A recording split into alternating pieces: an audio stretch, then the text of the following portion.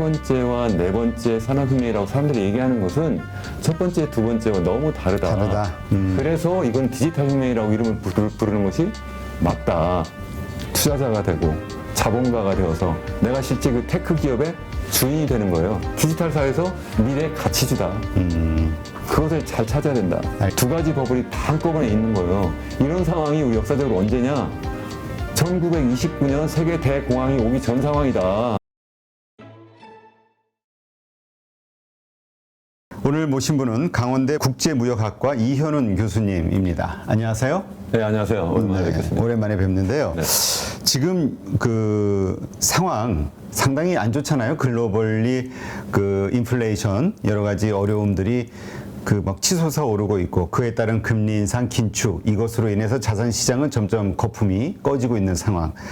교수님이 이제 이러한 상황들이 올 것에 대해서 이제 사실 한 1년 반 전서부터 이제 나오셔서 이제 이야기를 하셨는데 현재의 상황 어떻게 보시는지 좀 이야기해 주시죠. 짧게 얘기하면 굉장히 어렵게 봅니다. 네. 좀 더 길게 얘기하면 지난 5월인가요? 제가 나왔을 때 그때 상황하고 좀 비슷하지 않을까. 일부에서는 뭐 인플레이션이 이제는 피크아웃 했다. 어제까지만 해도 그랬죠. 그러다가 뭐 다시 미국의 CPI가 뭐 8.3% 전년 대비 8.3% 증가했다 지난 8월에 뭐 이런 얘기 나오면서 뭐 주가가 이제 크게 폭락하고 그러면서 이게 꼭지점을 이제 통과한 것이 아니라 아직도 한동안 계속 가겠다 이렇게 이제 많은 시장 참가자들이 생각을 하고 있는 것이고 그에 따라서 미국은 실질적으로 당연히 이제 페드가 연준이 금리를 크게 올릴 거라고 저는 생각을 하고요.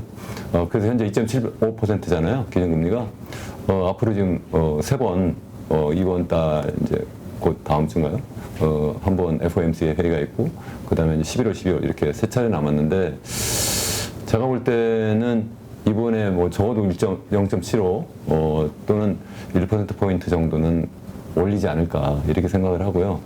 왜 그러냐면 3월부터 시작해서 3월 달에 기억나세요? 0.25%포인트 올렸다가 그 다음에 4월 달에 0.5 올렸다가 그 다음에 6월 달에 0.75 올렸다가 8월에 다시 또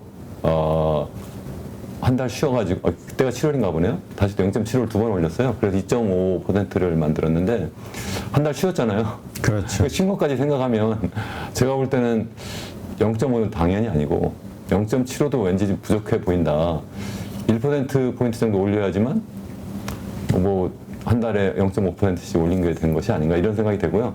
그에 따라서 뭐 자산 가격은 더 당분간 하방 압력을 받을 것이고 그것이 이제 현재 주식 가격으로 미국에서 나타나지만 부동산 가격도 본격적으로 하방 압력을 받을 것이다.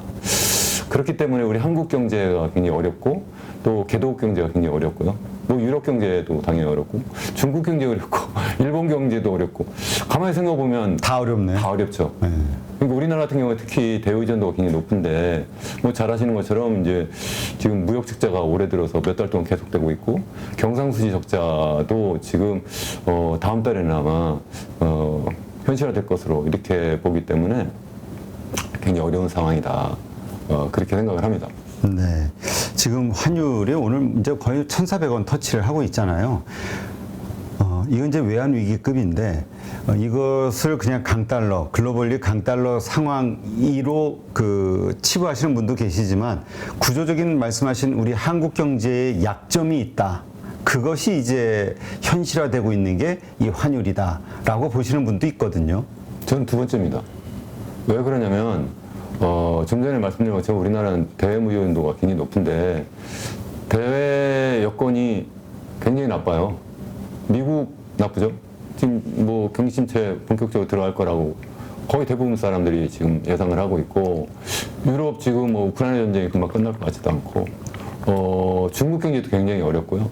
그리고 또 일본 경제 또 어려운 상태고 우리 무역 파트너들이 다 어려워요. 한동안 우리가 공을 들였던 이 그 아세안 지역 이 개도국도 굉장히 어렵습니다. 개도국은 어떻게 보면 외환위기의 위험까지도 지금 있어요. 외환보유가 전반적으로 계속 줄어들고 있기 때문에 만약 그랬을 때 어떤 약한 고리가 하나 탁 터지면 그것이 마치 97년도 우리 외환위기 겪은 것처럼 뭐 태국에서 아니면 뭐 인도네시아에서, 필리핀에서 뭐 그런 상황이, 아니면 뭐 라틴 아메리카에서 이런 어떤 그 외채 위기가, 아니면 뭐 외환 위기가, 금융 위기가 터지면 그것이 우리나라까지 굉장히 부정적인 영향이 심대하게 나올 거다, 이런 생각을 합니다. 네. 네. 일단 우리가 현재 글로벌 경제 상황에 대해서는 좀 긴장감을 갖고 경계심을 가져야 된다, 이렇게 이해하면 되겠죠? 네, 그 정도 저는 말씀을 드리고요. 다만 이거 제 개인 의견이고요. 어떤 분들은 반대로도 얘기하시죠. 뭐 어떤 분들은 뭐 올해 말까지 이렇게 되다가 내년 가면 뭐 연준이 뭐 금리를 반대로 낮추기 시작할 거다. 그렇기 때문에 주식시장은 더 좋아질 수도 있다. 그러니까 올 연말쯤 뭐 사시면 좋겠다. 뭐 이런 말씀도 하시고요. 어떤 분은 아예 거의 뭐 계절별로 또 말씀을 하세요. 그래서 뭐 예측 모형도 있으시다고 이렇게 하고, 저는 그분이 그렇게 잘 아시면 전 꼭 그 말씀드리고 싶은 게 있어요. 만약 그렇게 확신이 되면 전 재산 팔아서 그렇게 투자를 하셔라. 여기 나오지 마시고. 아니 정말 투자자분들께 꼭 드리고 싶은 말씀이에요. 참고해서 들을 수는 있지만 그렇죠. 그것을 믿고 따르다가는 큰일 난다 하는 말씀을 꼭 드리고 싶어요. 제 자신이 드리는 말씀도 저 사람 저리 얘기하니까 뭐 그럴듯한데, 그래서 100% 믿으시면 안 된다는 거죠. 일단은 팩트 체크하고, 네네. 네, 그렇게 생각하는 그 결과에 집중하기보다는 왜 그렇게 생각하는지에 대한 이유, 논리들에 우리가 좀 주의를 기울이자. 그래서 자기만의 논리가 있어야 되고 자기만의 어떤 전망이 있어야지, 그래야지 남들이 그런 얘기할 때 안 흔들린다는 거죠. 알겠습니다. 자, 이번에 또 새로 책을 내셨는데 예정된 미래라는 이 책을 내셨어요. 예정된 미래, 뭔가 좀 비장한 각오가 느껴지는 제목인데 결론적으로 어떤 얘기입니까? 결론적으로 제가 좀 전에 드린 말씀은 뭐 올해 말에 어떻게 될까, 아니면 내년에 어떻게 될까 하는 아주 가까운 미래에 대한 얘기잖아요.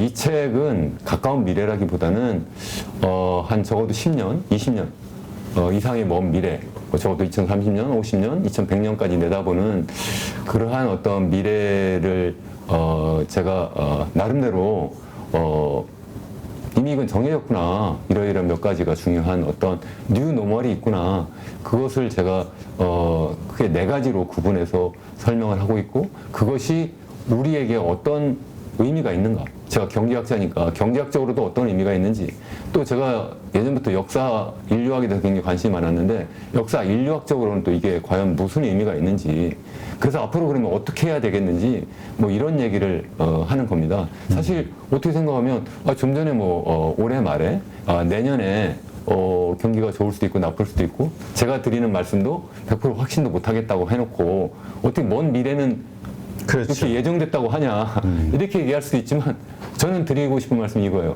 가까운 미래가 더 예측하기 어렵다. 왜 그러냐면 마치 이런 겁니다. 아니 한 달 뒤에 오늘 비가 올까요, 아니면 맑을까요? 잘 모르잖아요. 그렇죠. 내년 이맘때쯤 과연 날씨가 어떨까요? 모르잖아요.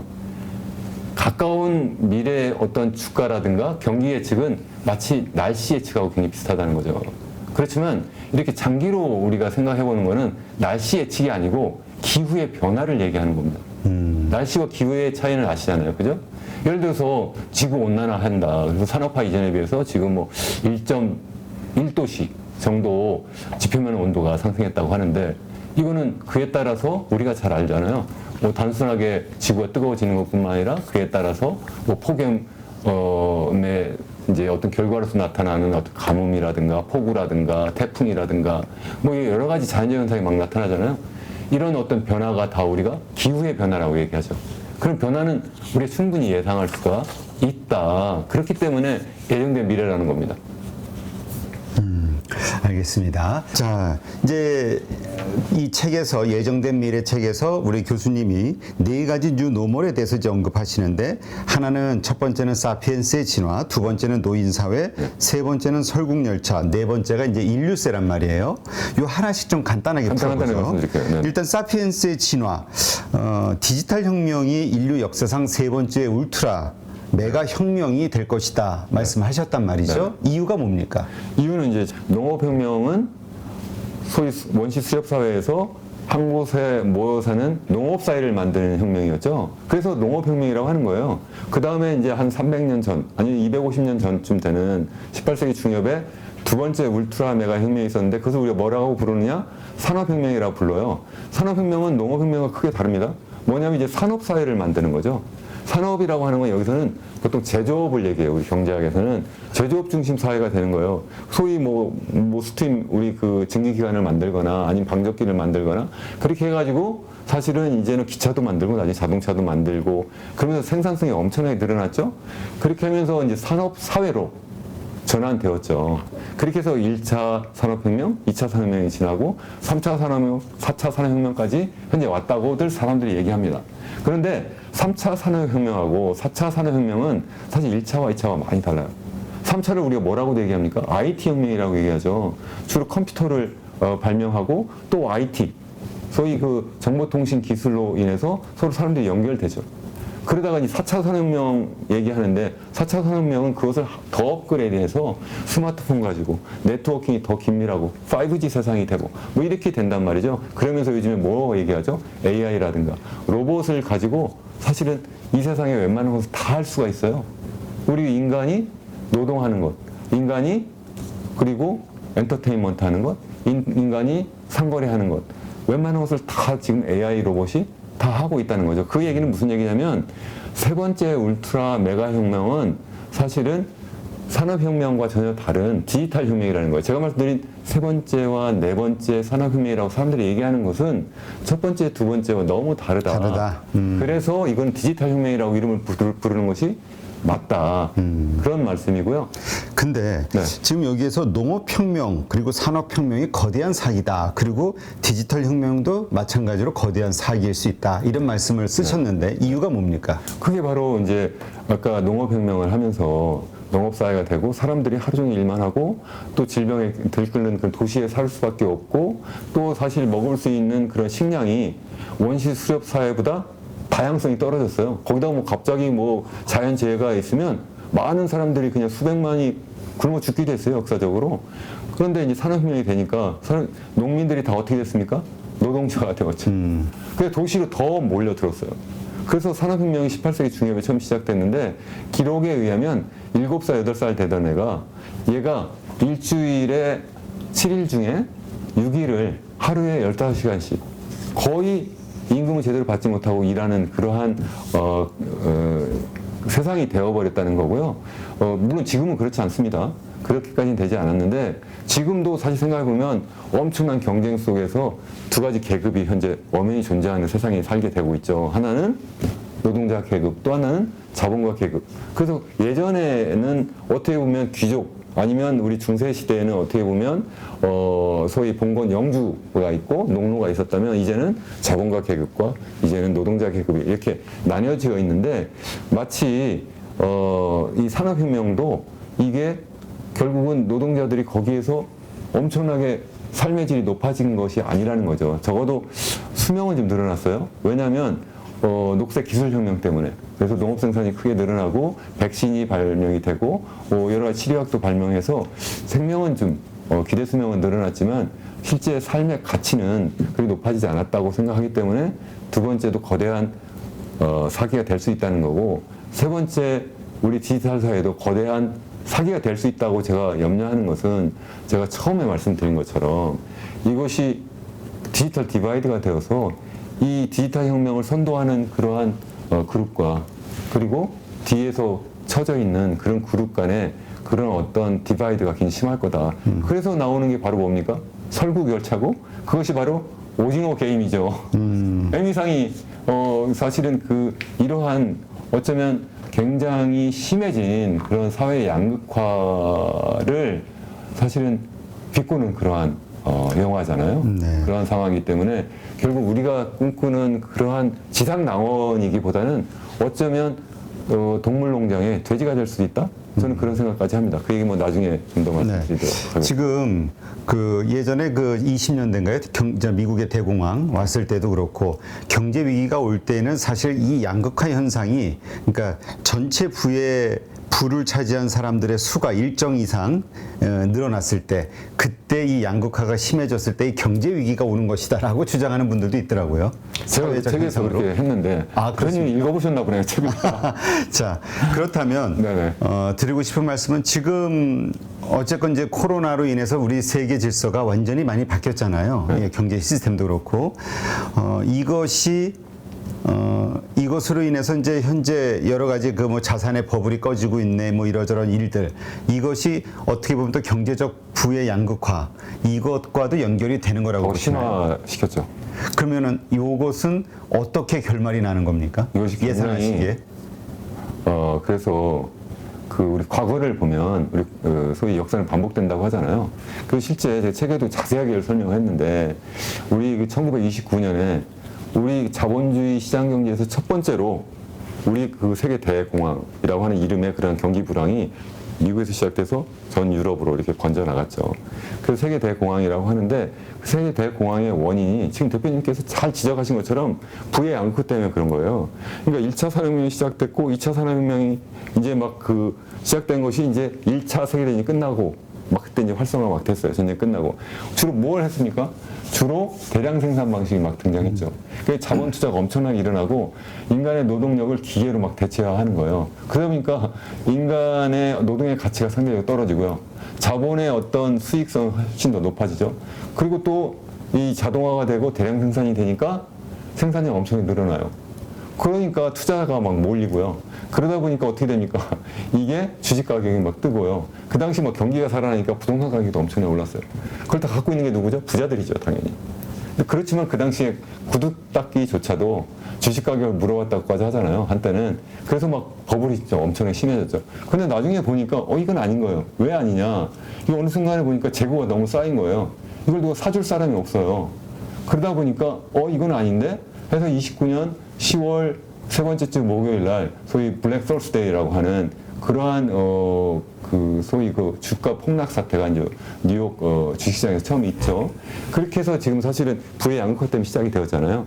마찬가지로 2008년 소위 그 세계 금융위기도 비슷하다는 거예요. 이게 무슨 말씀이냐면 2000년도에 이제 닷컴 버블이 꺼졌잖아요. 제가 지난 시간에 제가 와서 말씀을 드렸었는데 이 앨런 그리스펀이 한때는 뭐 이게 엄청난 호황을 가져오는 대단한 무슨 연준 의장이라고 막 그때 그런 적도 있었어요. 그랬었죠. 행동을 하고 지나고 나니까 이게 정말 거대한 사기꾼일 수도 있다. 저는 그렇게 생각하는데 그 문제를 다 키워왔다. 그러니까요. 그것을 문제를 갖다 계속 쌓아가지고 버블을 만든 두 차례나 버블을 만든 장본인인데 사실은 아까 그 첫 번째 세계 대공황도 당시 연준의 잘못된 그러한 정책 때문이라고 주장하는 학자들도 많이 있습니다. 이제 추가해서 아까 그런 양극화뿐만 아니라 이 그 2000년에 닷컴 버블이 꺼졌죠. 그것도 사실 연준이 꺼뜨렸다고 지난번에 말씀드렸어요.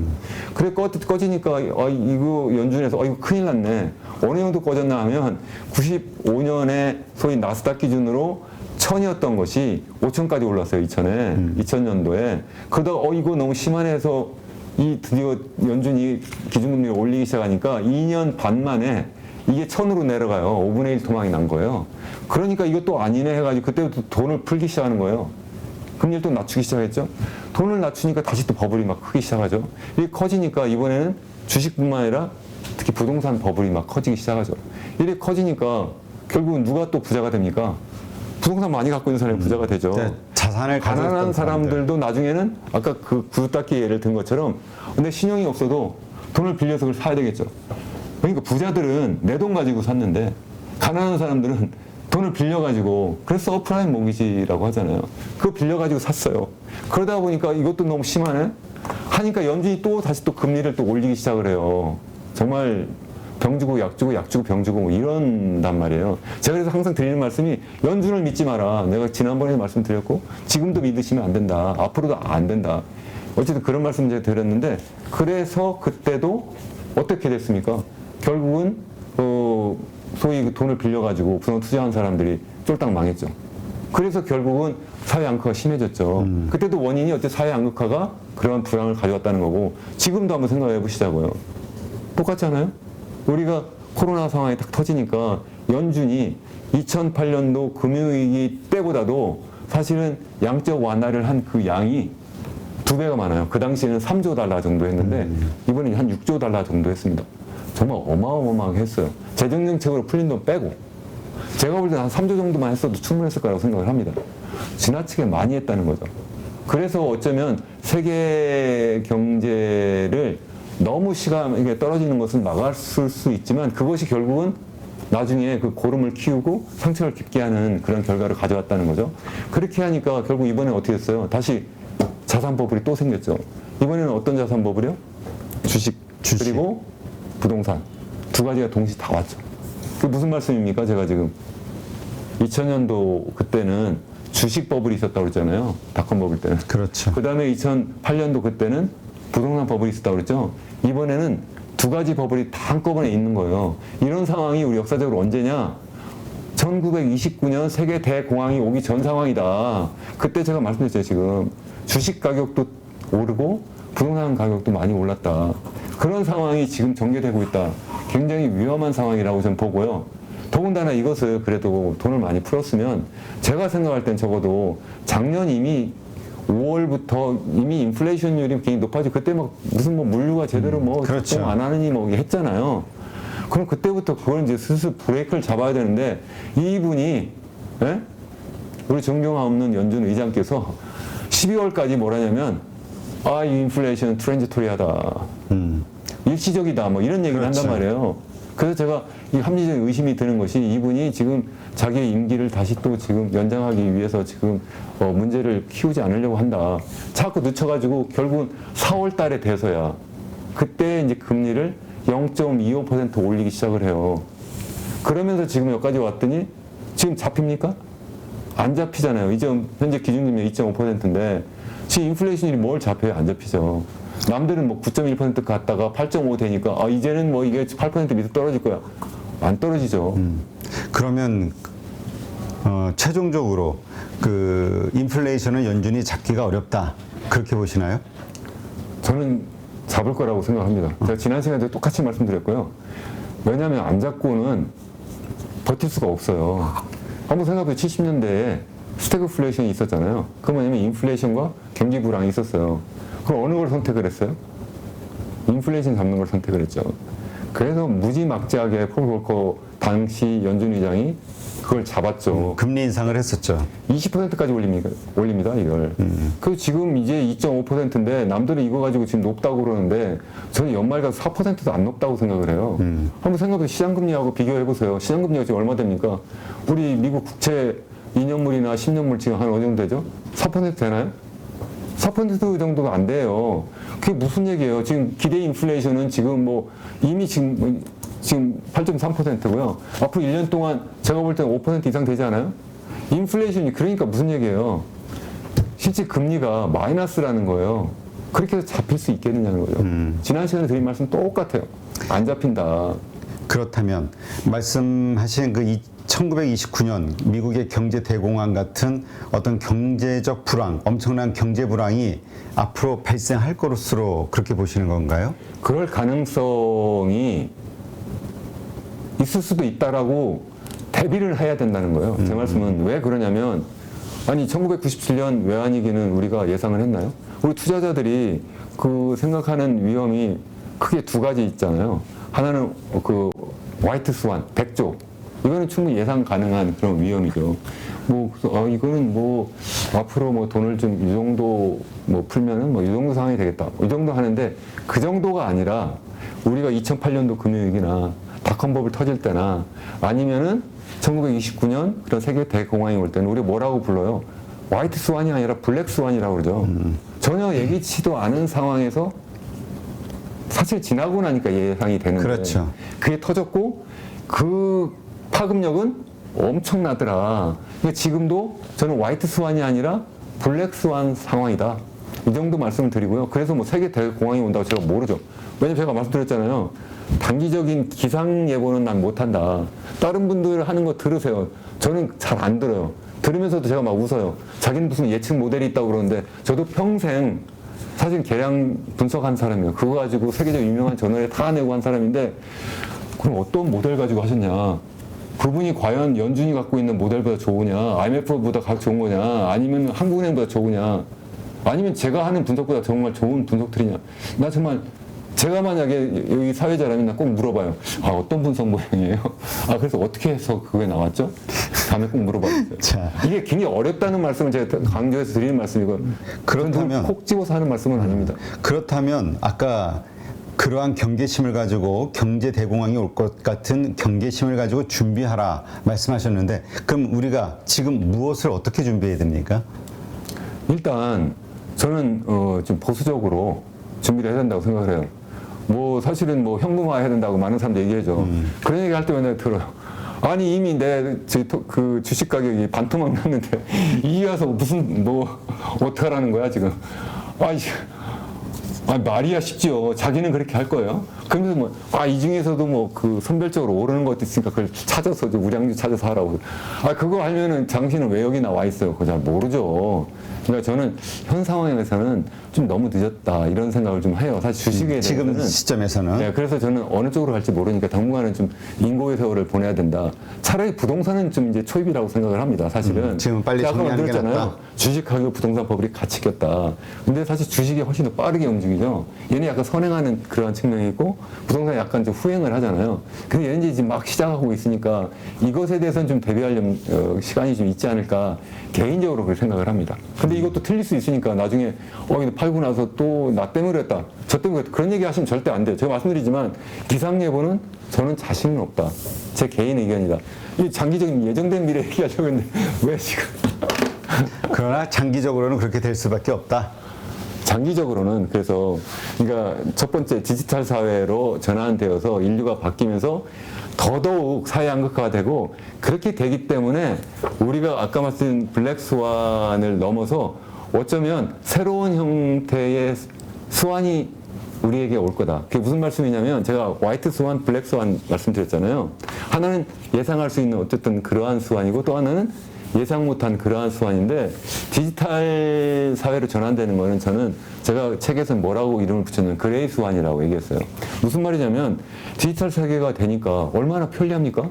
로봇이 대신해줘요. 그리고 AI가 대신해줘요. 네트워크가 얼마나 좋아요. 요즘도 훨씬 빠르게 세상과 우리가 교류할 수가 있어요. 공부도 훨씬 더 쉽게 할 수 있어요. 비즈니스도 훨씬 더 쉽게 할 수 있어요. 또 의료혁명, 이거로 인해서 나의 수명도 크게 늘어날 수 있고요. 나의 병도 미리 예상해서 내가 대비할 수도 있죠. 그러나 그게 무슨 말씀입니까? AI 로봇이 인간이 할 수 있는 일을 거의 대부분 대신하게 될 거다. 그렇게 하게 되면 어떻게 됩니까? 나의 일자리가 있어요? 없어요? 없어지겠죠? 없어지겠죠. 없어지면 나는 뭐 먹고 삽니까? 자본소득 투자를 해서 먹고 살아요. 아주 훌륭한 말씀입니다. 그게 한 가지고요. 네. 두 번째는 뭐냐면 정부가 주는 돈 가지고 먹고 살아야죠. 그래서 보편적 기본소득 얘기가 소위 앨런 머스크 같은 사람들이 얘기하는 거예요. 자기가 디지털 세계를 만들어 나가고 있어 보니까 너무 그게 보이는 거예요, 뻔히. 그러니까 차라리 뭐 로봇세를 거둬라. 이렇게 해가지고 모든 사람의 돈을 똑같이 나눠줘라. 아니면 사회적 저항이 커질 테니까 그렇죠. 그렇게 하자. 그렇게 하면 그 무슨 얘기죠? 돈 주는 사람이 대장이잖아요. 누가 해요? 정부가 하죠. 그걸 정부가 하니까 결국은 정부 힘이 세진다. 그 정부에는 돈만 주나요? 중국의 예를 보세요. 14억 인구를 정말 손바닥에 손금 보듯 다 보고 있어요. 내가 어디에 숨어도 몇 시간 안에 내가 어디 있는지 다 안다는 겁니까? 아닙니까? 그래서 외국 어떤 기자가 실제 서양 기자가 직접 가가지고 한번 해봤는데 실험해봤는데 금방 날 찾아내더라. 그 무슨 얘기예요? 나를 다 통제할 수 있어요. 거기에다가 요새 뭐 얘기하죠? 우리 디지털 사회로 변하면서 소위 디지털 커런시, 디지털 화폐가 막 나오죠. 그렇죠. 그것을 사실은 이제 소위 개인뿐만 아니라 소위 중앙은행이 만들어내고 있잖아요. 만들려고 하고 있죠. 중국 같은 게 이미 시작을 했죠. CBDC라고 해가지고. 그렇게 하니까 결국 뭐예요? 정부가 발행한, 뭐 중앙은행도 준 정부잖아요. 그걸 발행한 그 디지털 화폐를 우리의 그 디지털 지갑에 전부 다 넣어줘요. 뭘로 넣어줘요? 그냥 디지털 신호로 넣어주죠. 넣어주고 있으면 정부는 내가 지금 그 돈 가지고 어떻게 쓰는지 다 알죠. 날 다 통제할 수 있다는 거죠. 그렇게 되면 그걸 무슨 말씀이에요? 저는 아까 그 기본소득 먹고 사는 거 가지고 하니까 내가 동물농장의 돼지처럼 돼버리고 실제 거기에 대장 돼지가 나를 완벽하게 감시하는 세상이 될 수도 있다는 얘기입니다. 그게 바로 오징어 게임의 그러한 사회가 되는 거고, 그게 바로 설국열차의 사회가 된다는 거죠. 그게 현실화될 수 있다. 그렇기 때문에 좋은 면도 있고 나쁜 면도 있어서 제가 그레이 스완이다. 흰색도 아니고 검은색도 아닌 그런 스완이다. 그런 위험이 있다는 말씀입니다. 그런 위험도 우리가 생각을 해야 된다는 말이죠. 네, 알겠습니다.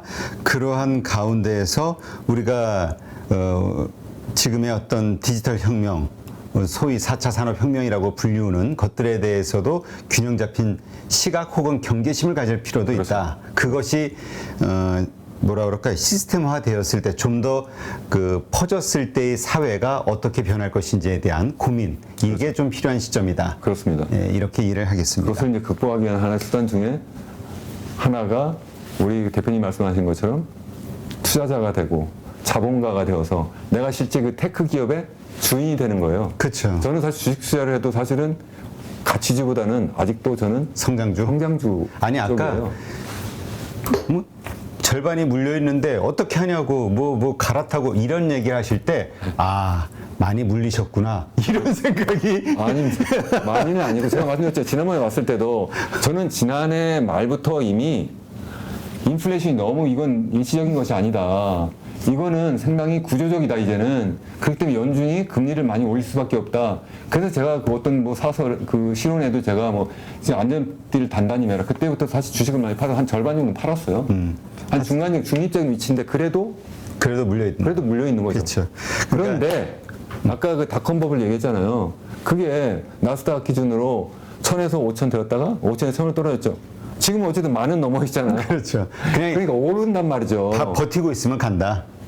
그것이 바로 미래 성장주고, 우리에게는 테크 기업들의 그러한 주인이 주식은 돼야 된다. 그게 바로 디지털 사회에서 미래 가치주다. 그것을 잘 찾아야 된다. 알겠습니다. 하는 말입니다. 우리가 이제 더 이상 근로소득으로는 우리의 그 인생을 뭐랄까 보장할 수 없으니, 그렇죠. 이제는 자본소득으로서 미래의 어떤 주인이 될 수 있는 기업, 산업의 주인이 되자. 당연하죠. 이게 이제 이거 가장 단순히 필요한 뭐 세무사나 회계사나 의사 정도가 아니라 저 같은 교수도 일자리를 잃을 거고요. 그나마 살아있을 수 있는 직업 정도가 제가 볼 때는 유튜브 하는 우리 대표님 직업 같은 거. 이거는 지금 로봇이 하기 힘들 것 같긴 합니다. 네. 그 정도 남지 않을까 싶습니다. 네, 알겠습니다. 하여튼 요즘 뭐 로봇주, 그다음에 AI주, 그다음에 자율주행, 우리가 가장 많이 관심을 갖고 투자하려고 하는 섹터들, 테마들을 보면은 말씀하신 대로 사람의 일자리가 사라지는 것과 다 연결이 되는 거니까 말씀하신 그 부분들에 대한 고민 해봐야 될 시점이 아닌가 싶습니다. 네. 누구나 1시간 안에 200개 종목에서 좋은 종목을 고를 수 있는 그런 능력을 배양할 수 있도록 제가 도와드리려고 그렇게 하고 있습니다.